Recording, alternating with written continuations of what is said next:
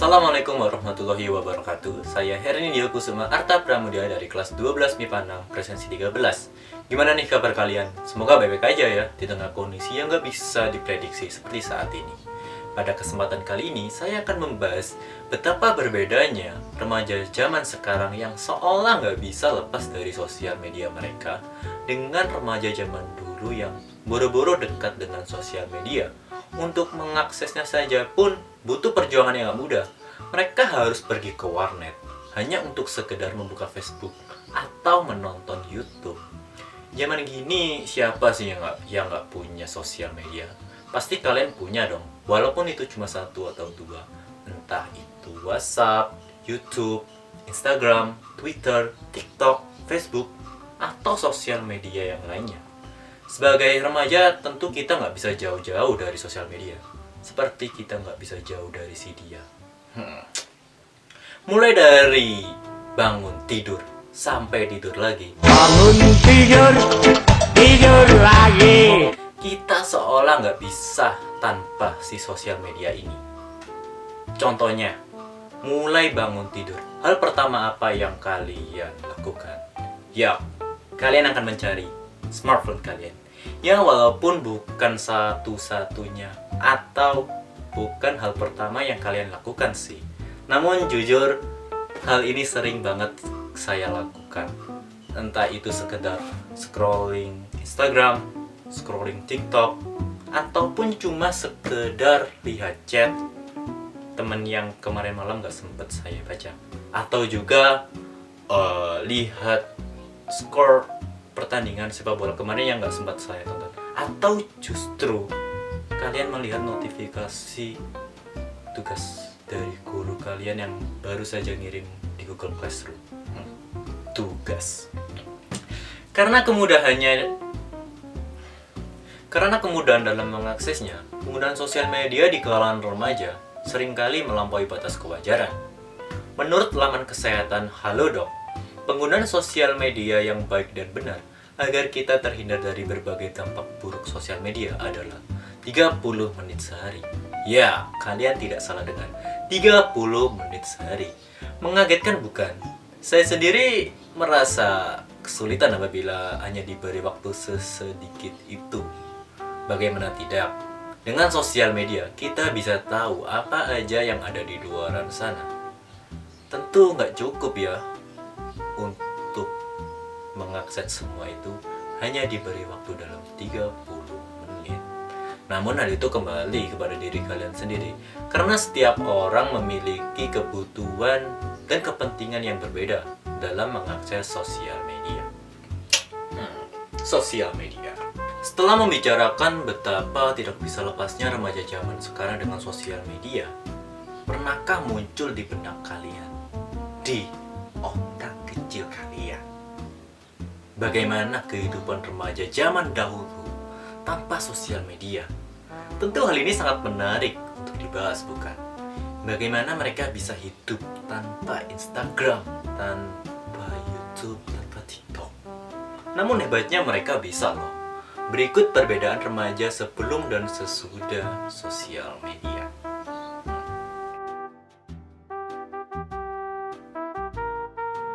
Contoh pertama adalah ketika kita diberi tugas dari guru kita.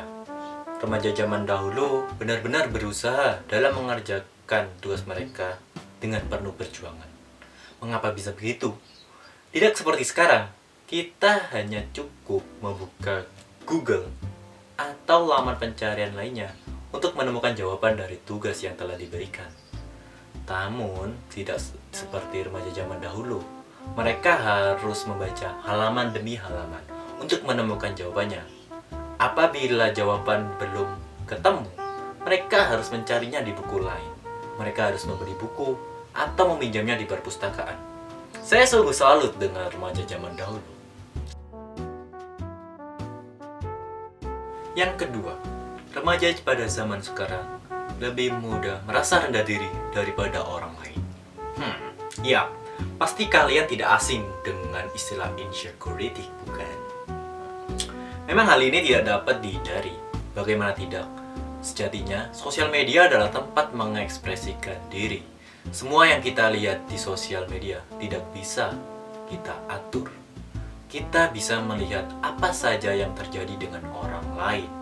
Hal itu terkadang membuat kita iri atau merasa rendah diri terhadap orang lain. Orang lain baru aja beli mobil baru, baru aja beli sepeda baru, ataupun mereka baru aja beli HP baru.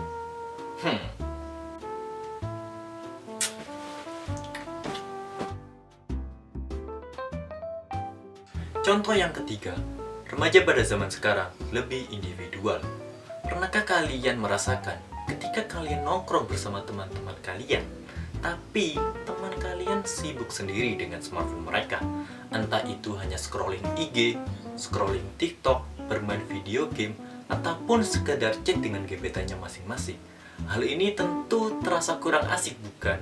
Seharusnya kalian bercerita satu sama lain, menanyakan kabar satu sama lain, tetapi mereka hanya fokus dengan smartphone mereka masing-masing. Kasihan sekali. Contoh keempat, remaja pada zaman sekarang kaya akan informasi. Dengan semakin terbukanya akses ke sosial media, membuat kita tahu apa aja yang sedang terjadi di dunia ini, mulai dari perkembangan teknologi, ekonomi, sosial, budaya, politik, dan lain-lain. Hal ini menjadi salah satu poin positif adanya sosial media. Dengan begitu, remaja pada zaman sekarang memiliki wawasan yang sangat luas.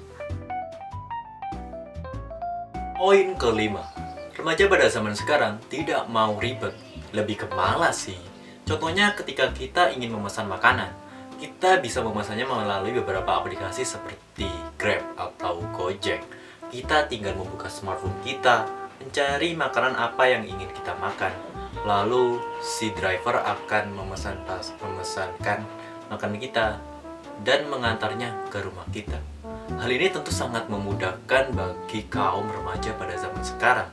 Namun membuat kita semakin malas, bukan? Pemalas kalian. Contoh keenam, remaja pada zaman sekarang lebih konsumtif atau suka buang-buang duit. Dengan maraknya sosial media yang sekarang bertransformasi menjadi tempat promosi, membuat kaum remaja sangat mudah tergiur dengan barang-barang di toko online. Apalagi akhir-akhir ini toko-toko online tersebut sering melakukan diskon besar-besaran.